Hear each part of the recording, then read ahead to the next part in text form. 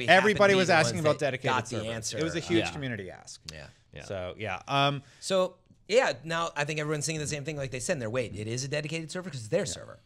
Well, dedicated servers, as he says, refer to pure client-server networking models. Destiny 2 uses a hybrid of client-server and peer-to-peer technology, just like Destiny 1. The server is authoritative over how the game progresses, and each player is authoritative over their own movement and abilities. This allows us to give players the feeling of immediacy in all their moving and shooting, no matter where they live and no matter where they choose to and who they choose to play with. And yes, so I think we're just gonna have to play it and hear more about it to know really, how does it work? Does it work? I don't know if at E3 we would be able to experience that yet. But what I did hear from that, I think the key is the physics host. So that's where you get a lot of I punched this dude, shot behind walls. I shot this thing, and they're synced over on we're here in San Francisco and you're out in New York, and the pings are different. Yeah, and that's happening in a different way for different people. And so it sounds to me like they're trying to sync more of that up in the physics host part of it. That's what I'm hearing. So maybe it will reduce some of those issues. Yeah, and Sean and I, we were talking about tick rate and all that stuff, and just from doing some research. What's tick rate? So tick rate is essentially how many times a screen refreshes packets almost per minute or whatever, or per second. It's basically how fast your client is interfacing with the server. Right. Okay. And there's a lot of other ones like Overwatch and Halo. I think they're mostly at 60, and then you're saying even, Sean, the PC higher end ones. So in Counter-Strike, regular competitive 5v5 matchmaking is 64 tick rate, and everyone says that's not enough. Yeah. Everyone wants 128 because what will happen is you'll fire, and in Counter-Strike it's really important because the difference between landing 2 shots and 3 shots is a kill or surviving. Yeah. So if you have 1 shot that doesn't register, and it's because it's a tick rate related thing, when you landed it, it gets really, really frustrating. And I don't know how you found this out, but supposedly Destiny 1's tick rate is 10. Some people are saying between 10 and 15, so that's the reason you're trading a lot, or you're behind a wall because it's updating once every 3 milliseconds. What's your source for that?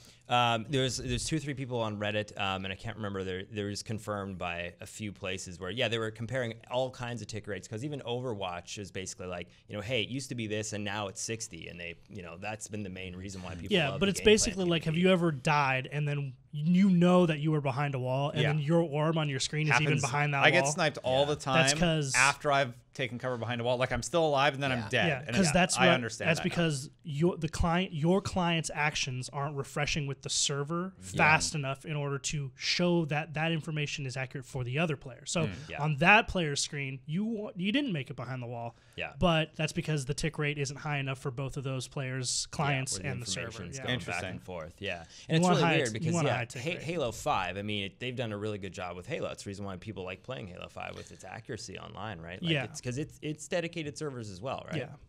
And that's really important. Again, for multiplayer specifically. And that's why it's different with Destiny. I didn't, aside from some lag issues and some lag switching errors and stuff, I've never really had too much of an issue with it in Destiny.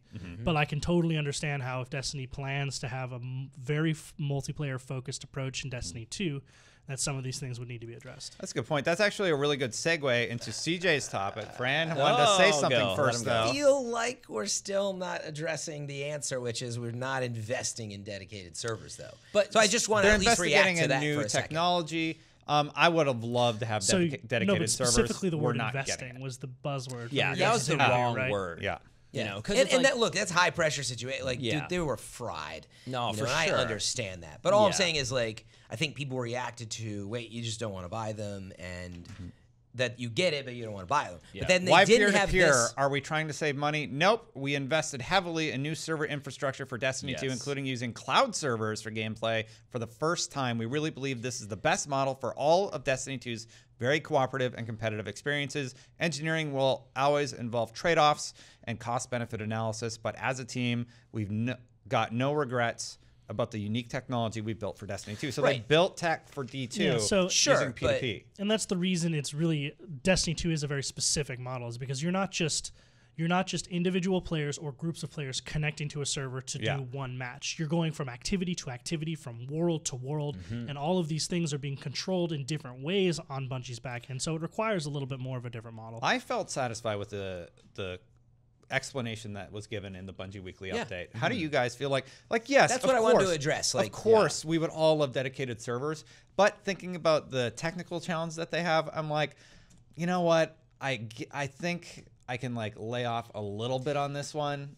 Yeah, and like that's all I want to say is like it is still a big question to be answered. I think there's an expectation of how great dedicated servers can be, and that sort of tends to be the best way to do it. But great. their answer at least was in the right direction. But I do think it's very important. Like we won't know it until we play it. And what I would say is I hope they are very open to still this conversation. I hope you liked the show. Thank you for watching. Hey, if you listen on iTunes, leave us a review. And if you like all Destiny coverage, then you can go over to youtube.com/fireteamchat and subscribe right now. Also, we made this little thing. Check it out. I'll just sit here. I'll wait. How's your day going? Hope you're having a good day. I'm a little tired.